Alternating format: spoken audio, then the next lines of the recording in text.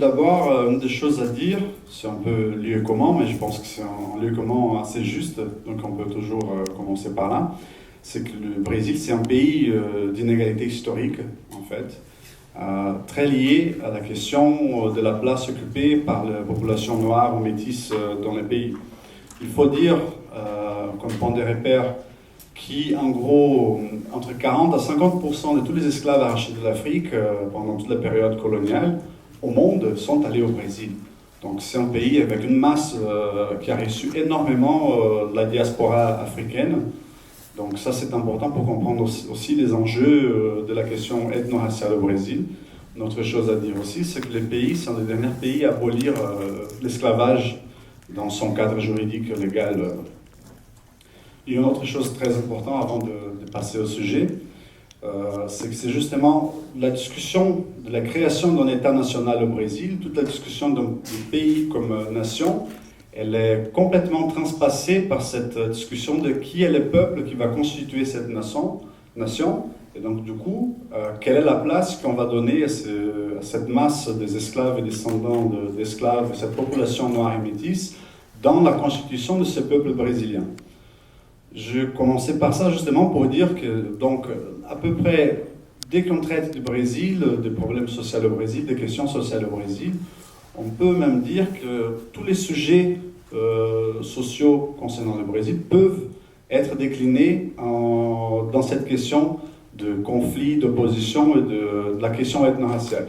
Et le Brésil, c'est un cas emblématique pour comprendre la ségrégation spatiale au Brésil, comme Victor a bien remarqué, parce que c'est aussi un autre lieu commun assez vrai que les gens qui ont construit Brasilia n'ont pas vécu à Brasilia, n'ont pas pu vivre à Brasilia.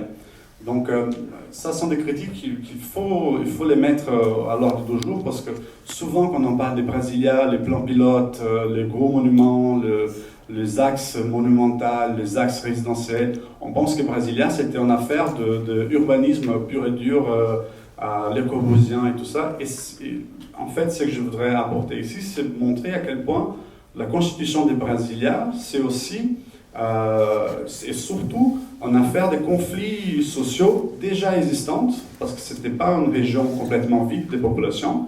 Il y avait des populations locales au moment de la décision de construire Brasilia. On a fait appel à un tas de migrants d'autres régions du Brésil pour venir aussi construire cette ville-là. Donc, ces conflits importés de l'extérieur, donc l'arrivée d'une autre nouvelle élite dans la région avec ces nouveaux travailleurs pour construire Brasilia, ça va s'interposer avec l'existence des anciennes élites qui vont être, on peut phagocyter dans les structures de la ville, et les anciennes populations locales aussi pauvres. Donc tout ça, ça va se composer dans un cadre assez spécifique et assez emblématique pour comprendre le Brésil. Ce n'est pas l'unique cas de ségrégation spatiale si forte que ça. On a vu, et à chaque fois que le Brésil, des villes brésiliennes font des projets d'urbanisation, des projets d'hygiénisation, on a vu ce même processus se dérouler. À Rio de Janeiro, au début du XXe siècle, on décide de haussmanniser Rio de Janeiro. Qu'est-ce qu'on fait? On vide les centres-villes de Rio, des populations noires et des populations pauvres blanches aussi, quelques Portugais qui y habitaient, et on va les éloigner vers les collines, ce qu'on connaît aujourd'hui comme les favelas, ou dans les banlieues plus éloignées. À São Paulo, on a vu le même processus, à Curitiba, on a vu le même processus. Donc c'est un mécanisme assez courant de l'organisation spatiale brésilienne d'expulser des populations pauvres vers les banlieues, vers les périphéries de la ville. Le Brésil, c'est un pays que l'année dernière, 2014, on a eu 58 500 et quelques homicides au Brésil. Donc c'est le même nombre de soldats des États-Unis qui ont été morts au Vietnam pendant les 7 ans, 6 ans de conflit. Donc juste pour vous donner un cadre de repérage. Par an. On a ça par an. Ça, c'est très brutal. Dès qu'on voit aussi la morphologie de ces gens qui ont été, la morphologie sociale de ce groupe de morts, on s'aperçoit très fortement que 2 tiers, même plus de 2 tiers, puisqu'on arrive à 70%, sont de noirs, très jeunes, hommes, des hommes noirs très jeunes.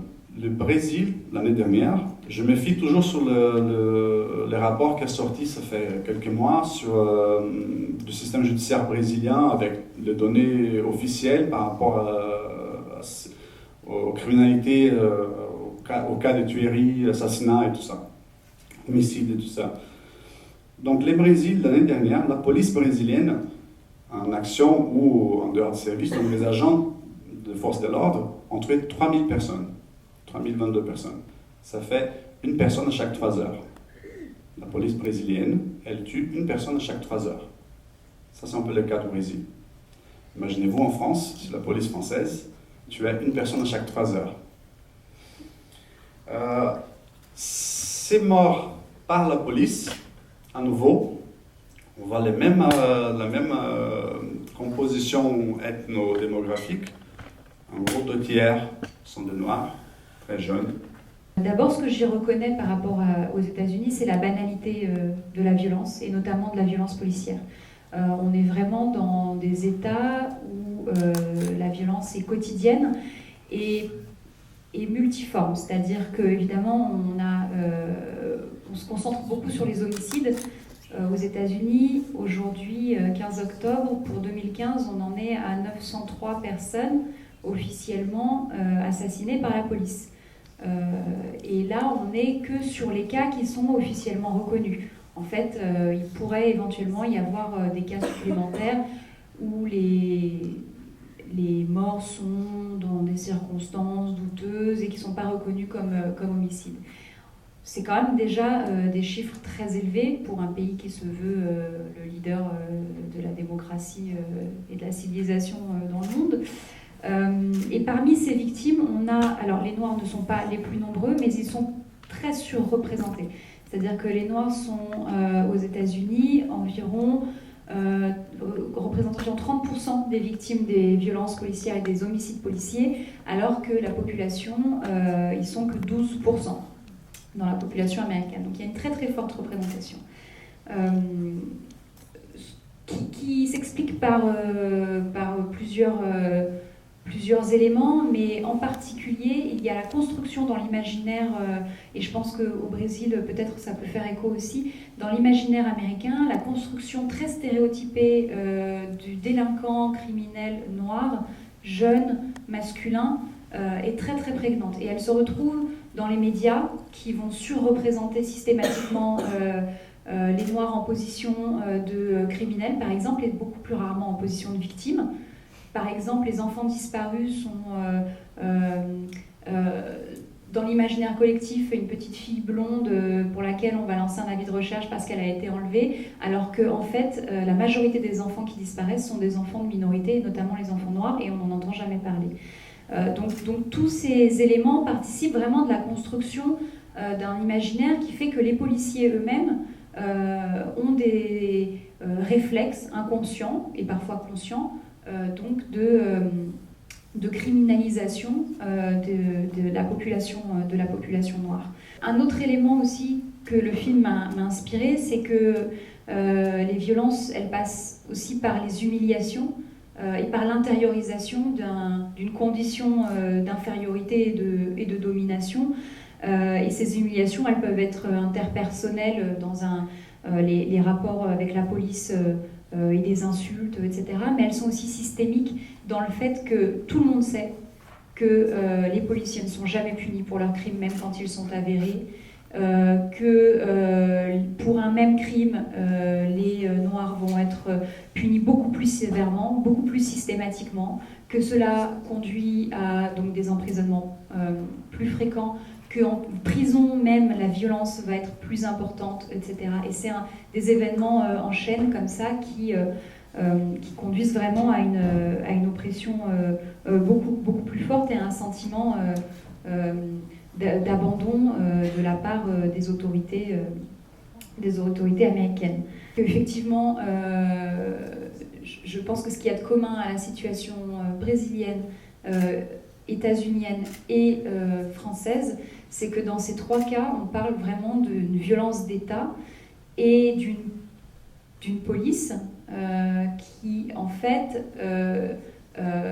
défend les intérêts des puissants, entre guillemets, pour un petit peu simplifier, et que sur la définition même de la violence, la définition même de ce qui est hors la loi, pas hors la loi, criminel, etc., on est déjà dans un rapport de force complètement biaisé. Et pour illustrer ça, par exemple, je pense au cas de Eric Garner, qui est cet homme qui a été étranglé par un policier à New York dans la rue l'été 2014 parce qu'il vendait des cigarettes à l'unité illégalement.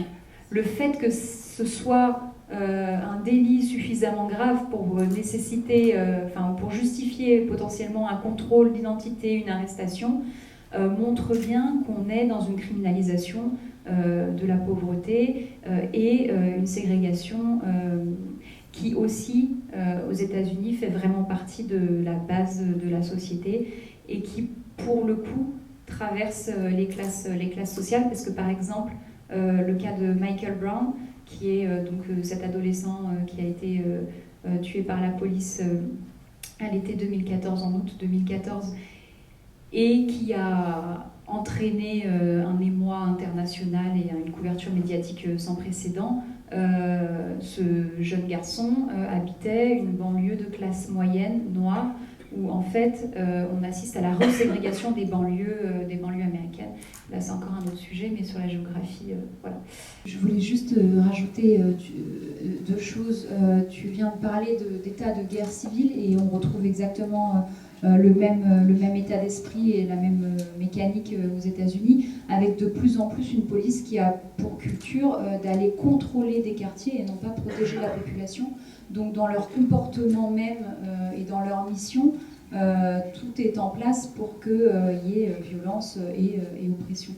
Et la deuxième chose, c'est que la question que vous avez posée m'évoque ce réflexe assez fréquent dans le cas des victimes noires aux États-Unis, d'être tout le temps en train de chercher qu'est-ce que la victime a pu faire de mal pour mériter de mourir. Parce que forcément, elle a fait quelque chose, c'est-à-dire, et que très souvent dans les médias, il y a un procès qui est fait à la victime. Et il y a quelques mois, vous vous souvenez peut-être de Sandra Bland, cette femme qui a été retrouvée pendue dans sa cellule, on ne sait pas comment, pourquoi, pas d'explication.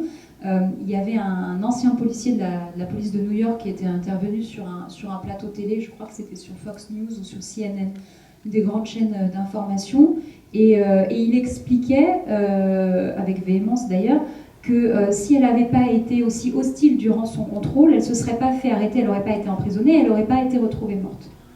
Elle n'avait pas rempli de formulaire. Voilà, donc de toute façon, elle était un petit peu fragile psychologiquement, elle ne s'est pas comportée comme il fallait, elle n'a pas courbé les chines suffisamment. Et évidemment, c'est des procès d'intention qui ne sont faits qu'aux victimes noires ou pauvres ou hispaniques, en tout cas aux États-Unis. Très rarement, les victimes blanches sont victimes de ce genre de procès sur qu'est-ce qu'ils ont bien pu faire pour provoquer leur propre mort. Moi, j'ai l'impression qu'en ce moment, au Brésil, il y a un peu deux mouvements parallèles avec les mouvements afro-brésiliens, une prise de conscience peut-être avec les événements sportifs, davantage de médiatisation sur ce qui se passe dans les favelas, et en même temps, ce qu'on peut voir, les manifestations aujourd'hui de Brésiliens plutôt conservateurs, plutôt blancs. Et moi, je voulais vous demander si vous pensez que, justement, par rapport aux événements sportifs, donc la Coupe du Monde et les Jeux Olympiques, est-ce qu'il y a une prise de conscience de la condition du noir, de la condition du pauvre au Brésil ou pas? C'est compliqué de dire une prise de conscience globale, parce que dans une société si élargie comme la brésilienne, puisqu'on parle de 200 millions de personnes, population noire et métisse, donc la moitié, ça fait 100 millions de gens. C'est plus que la France. Donc c'est compliqué de dire qu'il y a une prise de conscience globale par rapport à la condition noire ou métisse au Brésil, mais c'est indéniable de dire que la masse critique a augmenté incroyablement ces dernières années. Ça c'est, je pense que qui nie, arrive à nier en fait comme celui-là, soit agit en mauvaise foi, soit n'est pas en train de regarder ce qui se passe dans les filigranes de la société brésilienne et surtout ce qui est délaissé de l'espace médiatique. Parce que ça, c'est important. Je pense que toute cette mouvance, qu'elle n'est pas nécessairement portée par une quête de justice sociale envers les Noirs. On ne parle pas nécessairement du mouvement noir au Brésil, des mouvements qui existent depuis les années 70-80, qui luttent pour l'égalité entre les Noirs et les Blancs, pour la diminution du racisme brésilien. Ça, ils ont toujours sa place quand même dans la société brésilienne. Dès qu'on ne règle pas ces problèmes, ils vont toujours avoir leur place. Ils ont toujours leur mouvance depuis toujours. Ce qu'on voit en ce moment sont que des populations noires et métisses commencent à s'organiser sur d'autres drapeaux, sur d'autres mots d'ordre. Par exemple, MTST et la zone sud de São Paulo. C'est majoritairement la population noire et métisse qui est engagée dans la redistribution du droit à la ville, sur l'occupation de bâtiments vides, sur la demande envers l'État de construction des habitations populaires. Le GAIS de Rio de Janeiro, les éboueurs de Rio, qui en 2014, pendant le carnaval à Rio, on dit on fait la grève. On veut un meilleur salaire, on veut de tickets d'alimentation meilleurs, on fait la grève. Les syndicats ont dit non, vous ne faites pas la grève. On dit oui, nous on fait la grève. Et cette population, les éboueurs au Brésil, à Rio, c'est une population majoritairement noire et métisse. Donc, ils ont obtenu après 5 jours imaginez-vous Rio pendant le carnaval à l'état de Naples. Hein? Dans le même état de poubelle qu'à Naples, avec beaucoup plus de touristes qu'à Naples pendant cette période. Donc ils ont réussi. L'année d'après, cette année, ils ont réussi à nouveau leur revendication. À nouveau, ils ont fait un nouveau mouvement. Donc c'est ça qu'on commence à voir, c'est ça que j'ai dit, qu'il y a une croissance de masse critique de cette population qui connaît sa condition réelle de vie, qui sait aussi, qui voit dans l'action de l'État et de l'action même du marché, dans le cas immobilier, voit que sa place en tant que noir et métisse, elle est délaissée, elle est déclassée par rapport aux autres. Il commence à revendiquer, mais tout en se rappelant de sa condition, n'est pas faisant de ça son mot d'ordre, en gros, on va dire. Même les Mais Maio qui parlent aujourd'hui, c'est un mot, c'est très fort ces mots. Hein. Plusieurs mouvements parlent des génocides de la population noire au Brésil. C'est très très fort. Donc dans ces cas-là, oui, on voit qu'il y a un engagement plus fort par rapport à la question noire dans son sens plus strict, on va dire. Mais même là, la question c'est de dépasser les cadres uniquement d'une mouvance identitaire. C'est justement ça, c'est pour ça que je vois en quelque sorte la beauté de tout ça, de la beauté historique. Donc ça peut apporter des fruits vachement plus intéressants dans cette mouvance brésilienne actuelle, parce que le degré de conscience par rapport à la suite, elle est beaucoup plus importante. J'ai déjà participé en débat, les gens m'ont dit bon, mais la gendarmerie nationale et aussi militaire, ça ne porte pas les mêmes situations. Mais il ne faut pas comprendre juste les mots militaires, mais comprendre comment c'est fait dans les cadres réels qu'il est posé historiquement. Au Brésil, la formation d'un policier militaire, il se base sur la destruction complète et totale de son sens critique. Donc je pense que la plupart des gens ont vu Tropa de Elite, Troupe d'élite, le film là. C'est vraiment ça. Il faut détruire la capacité de raisonnement critique d'un agent de la police pour qu'il puisse obéir les ordres et faire ce qu'il doit faire.